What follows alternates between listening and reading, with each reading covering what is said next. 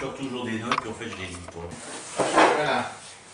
Alors, on va parler de la conversion. Sur la déjà, conversion, la fameuse oui. conversion de Alors, moi, oui. je voulais, Je pense que c'est bien qu'on parle effectivement de la conversion. Nous revenions de la messe de minuit, où j'avais eu le bonheur de recevoir le Dieu fort et puissant. Et elle souligne, fort et puissant. C'est important. En arrivant au buissonnet, je me réjouissais d'aller prendre mes souliers dans la cheminée. Elle a 14 ans. Hein. Bon. Cet antique usage nous avait causé tant de joie pendant notre enfance que Céline voulait continuer à me traiter comme un bébé puisque j'étais la plus petite de la famille. Papa aimait avoir mon bonheur, à entendre mes cris de joie en tirant chaque surprise des souliers enchantés et la gaieté de mon roi chéri, son père, qu'augmentait beaucoup mon bonheur, mais Jésus, voulant me montrer que je devais me défaire des défauts de l'enfance, m'en retira aussi les innocentes joies. Il permit que papa, fatigué de la messe de minuit, éprouva de l'ennui en voyant mes souliers dans la cheminée, et qu'il dit ces paroles qui me percèrent le cœur. Bien mesuré tout, hein. Donc elle me perçait quand même le cœur. C'est normal, imaginez, son roi chéri, la petite reine, et puis... Alors c'est quoi les paroles? Enfin, heureusement que c'est la dernière année. C'est sûr qu'on arrive de la messe de minuit, bon, les petits chaussons et tout ça, à côté d'une cheminée. C'est quand même extraordinaire. Bon, et dans la maison d'enfance de la petite. Enfin, quand même, de la vacance. Faut quand même le dire, c'est en direct, quoi. Mais c'était bien d'aborder ce sujet. C'était bien de le traiter. C'était bien de le traiter ici. Bon, oui, voilà. On verra les buissonnets. On verra ce qui nous inspire, les buissonnets. Ouais, c'est un fait. De toute façon, c'est même pas sûr qu'on ait la permission de tourner au buissonnet. C'est déjà demandé, hein. Donc, alors enfin, heureusement, c'est la dernière année. Je montais alors l'escalier pour aller défaire mon chapeau. Céline, connaissant ma sensibilité, en voyant des larmes briller, dans mes yeux quand même, ça commence, eut aussi bien envie d'en verser, car elle m'aimait beaucoup et comprenait mon chagrin. « Oh Thérèse, me dit-elle, ne descends pas, cela te ferait trop de peine de regarder tout de suite dans tes souliers. »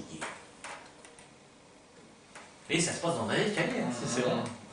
Mais Thérèse n'était plus la même. Jésus avait changé son cœur.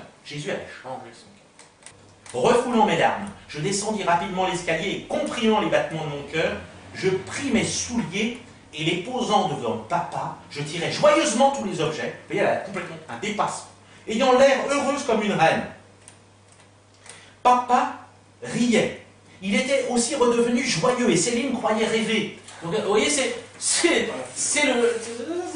incroyable. Un coup de théâtre. Un coup de théâtre. Heureusement, c'était une douce réalité. La petite Thérèse avait retrouvé la force d'âme. Alors là, c'est quand même extrêmement important. Qu'elle avait perdue à 4 ans et demi. Donc elle nous dit bien la force d'âme qu'elle a perdue à la mort de sa mère. 10 ans. Qu'elle n'a jamais fait le deuil de sa mère. Elle ne pouvait pas. Hein. Et c'était pour toujours qu'elle devait la conserver. C'est pas tout. En cette nuit de lumière, commença la 3e période de ma vie, la plus belle de toutes, la plus remplie des grâces du ciel. En un instant, l'ouvrage que je n'avais pu faire en 10 ans, Jésus le fit se contentant de ma bonne volonté, qui jamais ne me fit défaut. Ah, la bonne volonté, soulignée par Thérèse. Attention, cette bonne volonté, c'est la disposition de cœur dont on a parlé. D'accord. Cette bonne volonté du consentement de ce que Dieu veut faire. C'est une clé qu'elle donne. C'est une clé. Bonne volonté. Exactement. Ma bonne volonté qui jamais ne me fit défaut.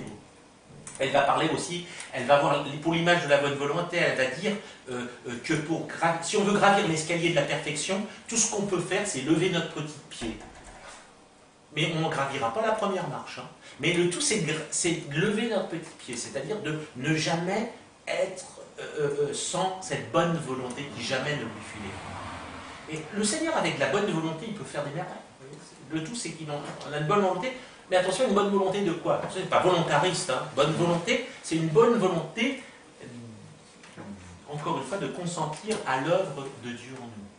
Cette bonne volonté est de ne pas être sourd aux appels de l'amour de Dieu, finalement. C'est toujours la même chose. Comme ses apôtres, je pouvais lui dire, Seigneur, j'ai péché toute la nuit sans rien prendre. Plus miséricordieux encore pour moi qu'il ne le fut pour ses disciples. Jésus prit lui-même le filet. Ah oui, ses apôtres, c'est eux qui mettent le filet. Hein. Là, c'est lui qui... Jésus prend lui-même le filet, le jeta et le retira rempli de poissons. Car il fit de moi un pêcheur d'âmes. Ah, voilà que Thérèse s'ouvre à sa vocation apostolique missionnaire, qu'elle ne va jamais la quitter. Je ne puis m'expliquer toutes les souffrances, c'est parmi les dernières paroles de la petite Thérèse dans les derniers entretiens, je ne puis m'expliquer mes grandes souffrances que par l'amour que j'ai eu de sauver les âmes. Et ça, c'est très important. Hein. Donc, pêcheur d'âme. Je sentis... Ah oui, mais attends, Thérèse, c'est pas du tout la sorte comment dire, de spiritualité, vous voyez, confite en elle-même, recroquevillée sur elle-même. Ah non, non, elle donne tout.